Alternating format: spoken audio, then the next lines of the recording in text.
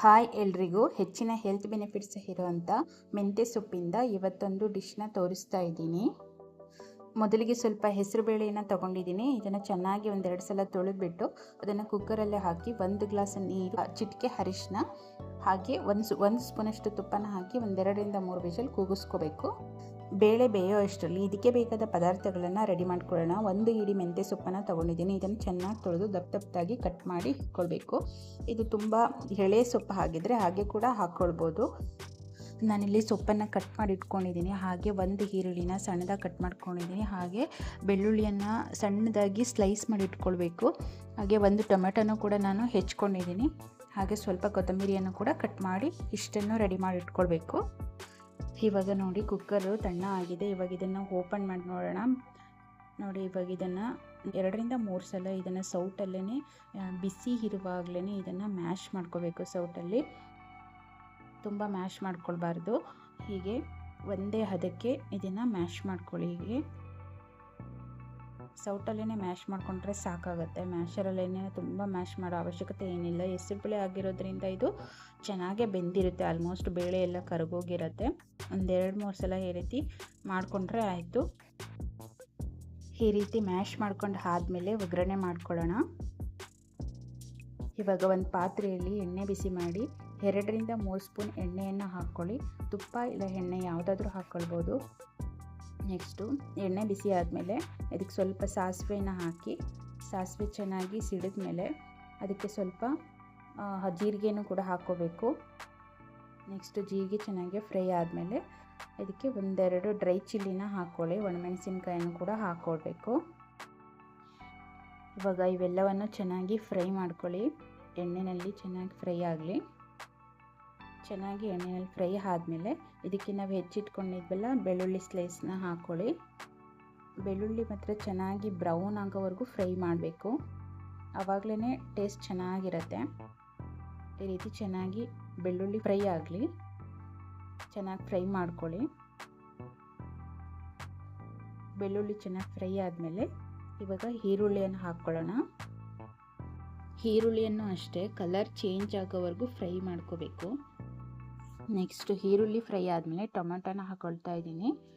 ಟೊಮೆಟೊನ ಹಾಕ್ಕೊಂಡು ಚೆನ್ನಾಗಿ ಫ್ರೈ ಮಾಡ್ಕೋಬೇಕು. ಟೊಮೆಟೊ ಸಾಫ್ಟ್ ಆಗೋವರೆಗೂ ಚೆನ್ನಾಗಿ ಫ್ರೈ ಆಗಬೇಕು.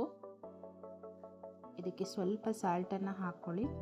ಸಾಲ್ಟ್ ಹಾಕ್ಕೊಂಡು ಫ್ರೈ ಮಾಡಿಕೊಂಡ್ರೆ ಬೇಗ ಟೊಮೆಟೊ ಬೇಯುತ್ತೆ. ಹಾಗಾಗಿ ನೆಕ್ಸ್ಟ್ ಟೊಮೆಟೊ ಬೆಂದಾದಮೇಲೆ ನಾವಿಲ್ಲಿ ಮೆಂತ್ಯ ಸೊಪ್ಪನ್ನು ಹಾಕ್ಕೊಳ್ಳೋಣ. ಮೆಂತ್ಯ ಸೊಪ್ಪನ್ನು ಕೂಡ ಹಾಕ್ಕೊಂಡು ಅದಕ್ಕೆ ಸ್ವಲ್ಪ ಬೇಯೋವಷ್ಟು ಉಪ್ಪನ್ನು ಹಾಕ್ಕೊಂಡು ಸೊಪ್ಪು ಬೇಯೋದಕ್ಕೆ ಎಷ್ಟು ಬೇಕೋ ಅಷ್ಟು ಉಪ್ಪನ್ನು ಸೇರಿಸ್ಕೊಂಡು ನಾವಿಲ್ಲಿ ಸೊಪ್ಪನ್ನು ಚೆನ್ನಾಗಿ ಫ್ರೈ ಮಾಡ್ಕೋಬೇಕು. ಸೊಪ್ಪಲ್ಲೇ ಇರುವಂತಹ ಕಹಿ ಹೋಗೋವರೆಗೂ ಚೆನ್ನಾಗಿ ಫ್ರೈ ಮಾಡ್ಕೋಬೇಕು. ಇದನ್ನು ಮಾತ್ರ ಚೆನ್ನಾಗಿ ಫ್ರೈ ಮಾಡ್ಕೊಳ್ಳೋಣ. ಲಿಡ್ ಕ್ಲೋಸ್ ಮಾಡಿ. ಇವಾಗ ನೋಡಿ 2 ನಿಮಿಷ ಈ ಸೊಪ್ಪು ಚೆನ್ನಾಗಿ ಬೆಂದಿದೆ. ಇವಾಗ ಇದಕ್ಕೆ ನಾವು ಸ್ವಲ್ಪ ಅರಿಶಿನ ಪುಡಿ ಸೇರಿಸ್ಕೊಳ್ಳೋಣ. ಹಾಗೆ 1 ಸ್ಪೂನಷ್ಟು ಚಿಲ್ಲಿ ಪೌಡರು, ಅನಂತರ 1 ಸ್ಪೂನು ಗರಂ ಮಸಾಲ ಪೌಡರ್ ಹಾಕ್ಕೊಳ್ಳೋಣ. ಹಾಗೆ 1 ಸ್ಪೂನ್ ಧನಿಯಾ ಪುಡಿನೂ ಹಾಕ್ಕೊಳ್ತಾ ಇದ್ದೀನಿ. ನೆಕ್ಸ್ಟ್ ಇವೆಲ್ಲವನ್ನು ಚೆನ್ನಾಗಿ ಮಿಕ್ಸ್ ಮಾಡ್ಕೋಬೇಕು. ನೆಕ್ಸ್ಟು ನಾನಿಲ್ಲಿ 2 ಸ್ಪೂನಷ್ಟು ಮೊಸರನ್ನು ಸೇರಿಸ್ಕೊಳ್ತಾ ಇದ್ದೀನಿ. ಈ ಗ್ರೇವಿಗೆ ಮೊಸರನ್ನ ಹಾಕೋದ್ರಿಂದ ಟೇಸ್ಟ್ ಚೆನ್ನಾಗಿರುತ್ತೆ. ಮೊಸರನ್ನು ಹಾಕ್ಕೊಂಡು ಚೆನ್ನಾಗಿ ಮಿಕ್ಸ್ ಮಾಡ್ಕೊಳ್ಳಿ. ಮೊಸರನ್ನು ಹಾಕುವಾಗ ಲೋ ಫ್ಲೇಮಲ್ಲೇ ಇಟ್ಕೊಂಡು ಹಾಕ್ಕೊಳ್ಬೇಕು. ಇದ್ದ ತಕ್ಷಣ ನೀರು ಹಾಕಬಾರ್ದು. ಹೀಗೆ ಒಂದು ಫ್ಯೂ ಸೆಕೆಂಡ್ ಇದನ್ನು ಹೀಗೆ ಕೈಯಾಡಿಸ್ಕೊಂಡು ಅನಂತರ ಇದಕ್ಕೆ ಸ್ವಲ್ಪ ನೀರನ್ನು ಸೇರಿಸ್ಕೋಬೇಕಾಗತ್ತೆ. ಇದಕ್ಕೆ ಸ್ವಲ್ಪ ಇವಾಗ ನೀರನ್ನು ಸೇರಿಸ್ಕೊಂಡು ಅದನ್ನು ಚೆನ್ನಾಗಿ ಮಿಕ್ಸ್ ಮಾಡಿ ಲಿಡ್ಡನ್ನು ಕ್ಲೋಸ್ ಮಾಡಿ ಇವಾಗ ಇದನ್ನು ಕುದಿಯೋದಕ್ಕೆ ಬಿಡಬೇಕು. ಇವಾಗ ನೋಡಿ ಇದು ಚೆನ್ನಾಗಿ ಫ್ರೈ ಆಗಿದೆ. ಇವಾಗ ಇದಕ್ಕೆ ನಾವು ದಾಲನ್ನು ಸೇರಿಸ್ಕೊಳ್ಳೋಣ. ದಾಲನ್ನು ಸೇರಿಸ್ಕೊಂಡು ಇದನ್ನು ಕೂಡ ಈಗ ಚೆನ್ನಾಗಿ ಮಿಕ್ಸ್ ಮಾಡ್ಕೋಬೇಕು. ನೀರು ಕನ್ಸಿಸ್ಟೆನ್ಸಿನ ನೋಡ್ಕೊಳ್ಳಿ. ಎಕ್ಸ್ಟ್ರಾ ನೀರು ಸ್ವಲ್ಪ ಹಾಕ್ಕೊಂಡಿದ್ದೆ ಆವಾಗಲೇ.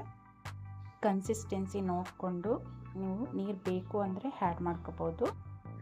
ಇವಾಗ ರುಚಿಗೆ ಎಷ್ಟು ಬೇಕೋ ಅಷ್ಟು ಉಪ್ಪನ್ನು ಸೇರಿಸ್ಕೊಳ್ತಾ ಇದ್ದೀನಿ.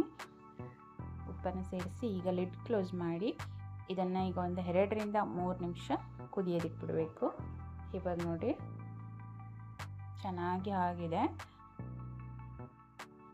ಇವಾಗ ಇದಕ್ಕೆ ಕೊನೆಯಲ್ಲಿ ಫೈನಲ್ ಟಚ್ ಅಂದರೆ ಕೊತ್ತಂಬರಿ ಸೊಪ್ಪನ್ನು ಹಾಕಿ, ಅದಾದ ನಂತರ ಕೊನೆಯಲ್ಲಿ ಒಂದು ಚಿಲ್ಲಿನ ಕಟ್ ಮಾಡಿಕೊಂಡು ಹಾಕ್ಕೊಳ್ತಾ ಇದ್ದೀನಿ.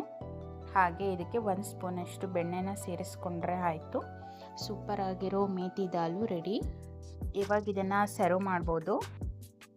ನೋಡಿದ್ರಲ್ಲ ಫ್ರೆಂಡ್ಸ್, ಹೆಚ್ಚು ನ್ಯೂಟ್ರಿಷಸ್ ಹೊಂದಿರುವ ಮೆಂತ್ಯ ಸೊಪ್ಪಿಂದ ತುಂಬಾ ಹೆಲ್ತ್ ಬೆನಿಫಿಟ್ಸ್ ಇದೆ. ಇದನ್ನು ಪರೋಟ, ಚಪಾತಿ, ಬಿಸಿ ಅನ್ನದ ಜೊತೆ ಟೇಸ್ಟ್ ತುಂಬಾ ಚೆನ್ನಾಗಿರುತ್ತೆ. ಈ ರೆಸಿಪಿ ಇಷ್ಟ ಆದರೆ ಲೈಕ್, ಶೇರ್, ಸಬ್ಸ್ಕ್ರೈಬ್ ಮಾಡಿ. ಧನ್ಯವಾದಗಳು.